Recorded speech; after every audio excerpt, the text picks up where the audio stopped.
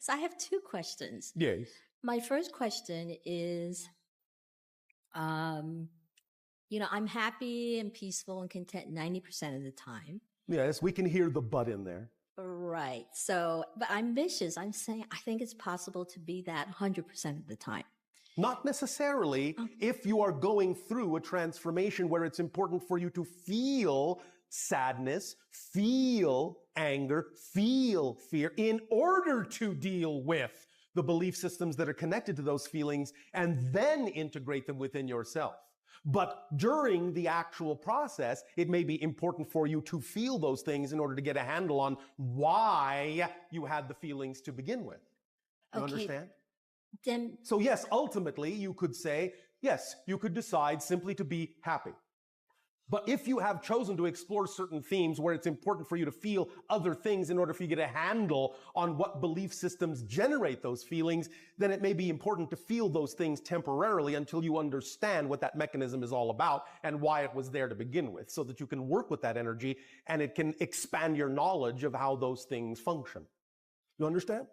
yes, and I'm glad you brought up the belief system because that's really the heart of my question. Well, it's the heart of everything you experience in physical reality. What you believe and define to be true is what you experience. And all feelings and all thoughts and all behaviors come from what you believe or define to be true first. And you cannot have a thought, you cannot have a behavior, and you cannot have a feeling without actually first believing something to be true. So, yes, 2 weeks ago in San Francisco, you were suggesting for us to, find the reason for beliefs that takes us into that space, like what you were just saying, to explore it. It sounds like something we would suggest, yes. So I have been doing that all my life. I'm just sort of tired of just, You can take a vacation, you know. So, what I find is my core, the core always goes back to the feeling of undeserving. Undeserving. Feeling guilty. Guilty feeling about what? Ashamed. Well, ashamed see, that's of the whole what? thing. It's like I've worked it through so many different things, yes. so many emotional releases. It's like So let me ask the ultimate question. Answers, let me ask the ultimate question. Remember, none of you, not even you, because there are no exceptions, none of you hold on to anything you don't believe serves you. So how do you believe it serves you to hold on to something you say you don't prefer? See, that's what I haven't been able to get to. That's what you need to discover. That's the belief you need to discover.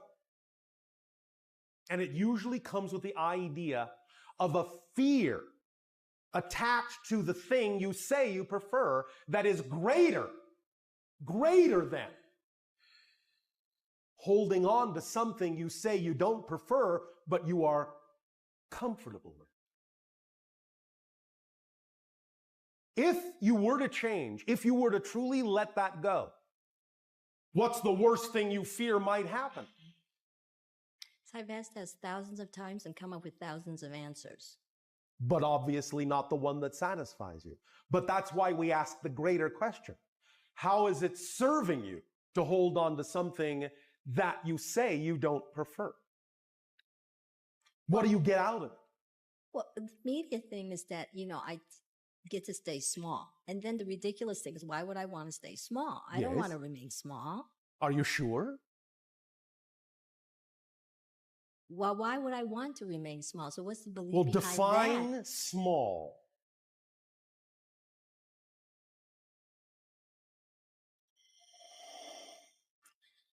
Not fully being, it's like going. Not fully being what? Not fully going for what I really want in life. And what do you really want in life? Having the brakes on. What do you really want? That you're not going for. Have you defined that? Yes, no, maybe? Yes. And it is.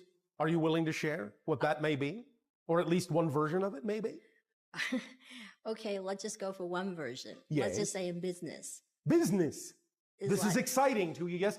I love business. You're passionate about this, yes? Totally love it. It's totally my life's purpose. I'm living my dharma. I'm so blessed. Are you now? Then what's the problem? Ah, Where do you think you're being held back if you're so totally blessed and living your passion? it's fun. I love it, but But I sort of like hold back on my own success. I could be so much. define success. Before you say anything, remember our particular aphorism about that. We know what the one on earth is, but we have, as usual, a slightly different take. If at first you don't succeed, redefine success.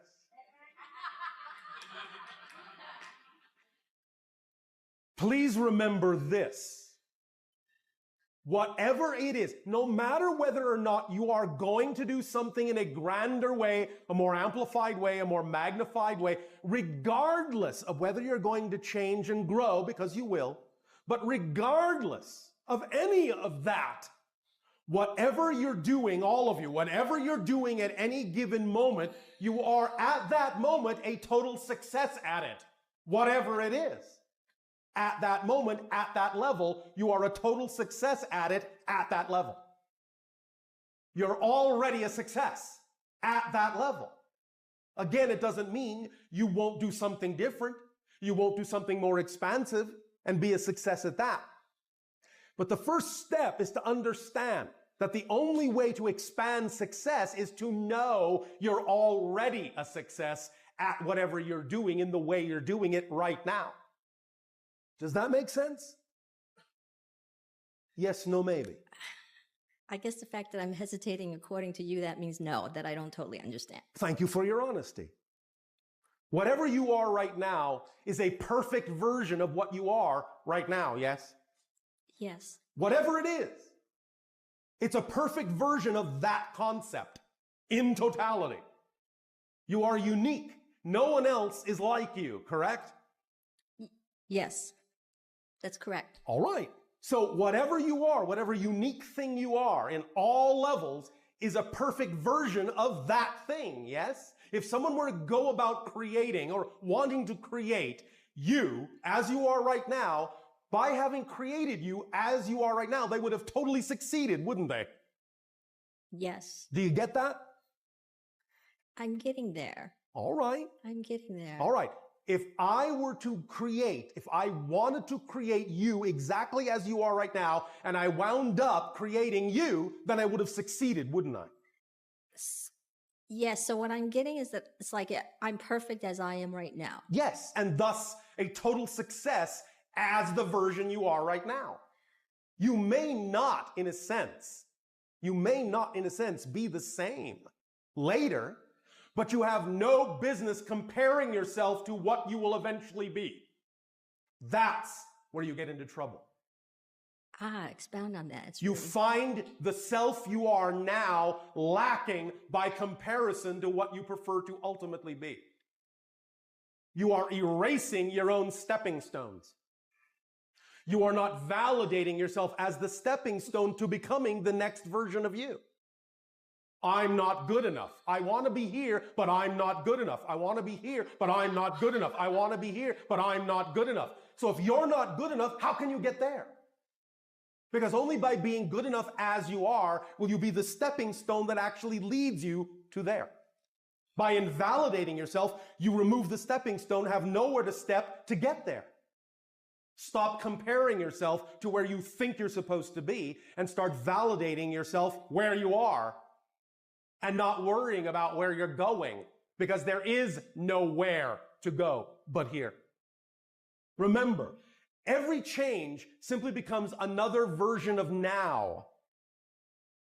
So the idea is to just be the fullest you can be so that you use up all the you are now in order for the next version of you to then come in. Because unless you use up the full version of you now, there's no reason for the next you to come in.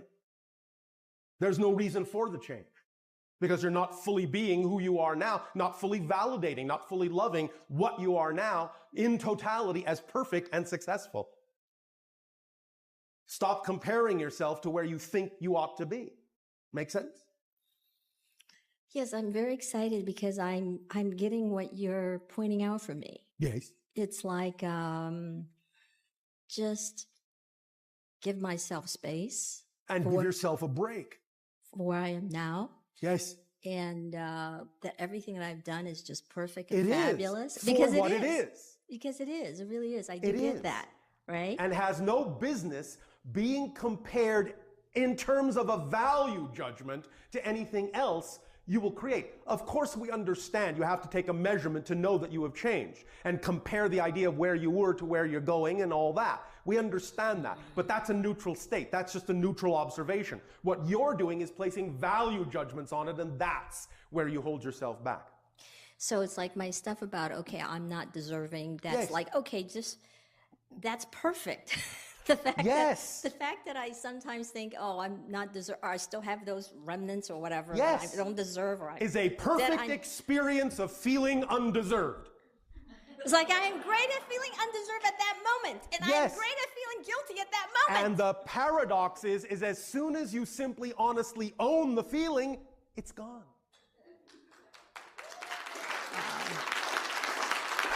The only reason the feeling perpetuates is because you don't own it. Because you don't want it to be there as if it was some kind of interruption and didn't belong. But when it's perfect, I am feeling undeserved fully as I can. Owning it suddenly allows you to realize you don't feel that way anymore. Make sense? So I should have a guilt shame party. All right. So at dinner tonight, can we have a guilt, shame, and undeserved? You can do whatever you wish. And remember, while you are feeling undeserving, and while you are feeling guilty, and while you are feeling shameful, please remember you are allowed to feel those things because you're deserving and worthy and beautiful. Because you are unconditionally supported and loved by all that is. You are so unconditionally loved and supported that you are allowed to feel not supported and not loved. That's how loved you are. So get that in your head. Make sense? Yes, makes sense. But if I can go deeper, because usually I'm not aware that I'm feeling undeserving. I'm not usually, because I'm not thinking myself all the time, I'm not deserving. When you have the feeling, you are then conscious of it. And when you are conscious of it, continuing to have the feeling is no longer a pattern, no longer a habit, it's a choice. A habit is something you do that you don't know you're doing. When you know you're doing it, the habit is gone. And it becomes a choice if you repeat it. Make sense? So like in real terms, let's say if I'm feeling... in real terms. Like, well, not just abstract. Okay, so like, let's say if I'm feeling, sort of stuck or, Yes, sort of stuck. Define stuck in a way that serves you. So I'm just trying to talk myself... Define stuck in a way that serves you. Defines? I just gave you an example. Many people on your planet define habit as something they just can't help doing.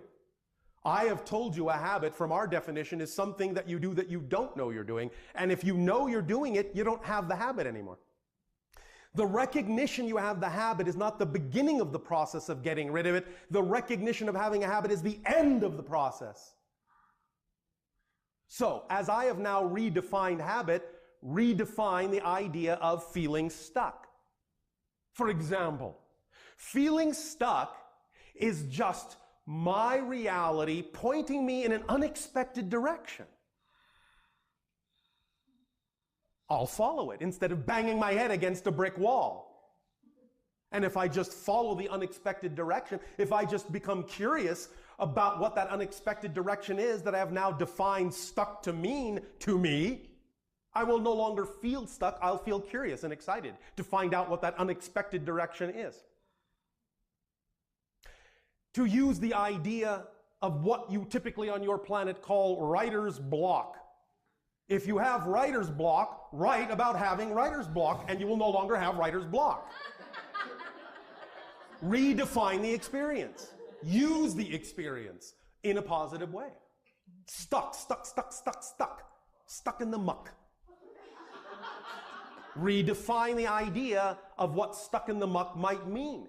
Maybe it just simply means that your higher mind is telling you this would actually be a better way for you to go in terms of what you say you prefer, rather than what your physical mind is insisting on doing, which actually will allow you to fall into a hole, and I'm telling you there's a way around it. So instead of feeling stuck because you are judging the experience and negatively defining it, define it in a positive way that serves you. Define stuck in a positive way instead of a negative way, and you will see how it serves you. Because all circumstances can serve double duty. Remember, nothing has built-in meaning. The greatest gift you've been given is that life is meaningless. You give it the meaning. You were created to give meaning to life. That's your job as a co-creator. Give it meaning as you prefer to, and you will reap the effect of the meaning you gave it, because it has no meaning of its own. Does that make sense? Yes. Thank you.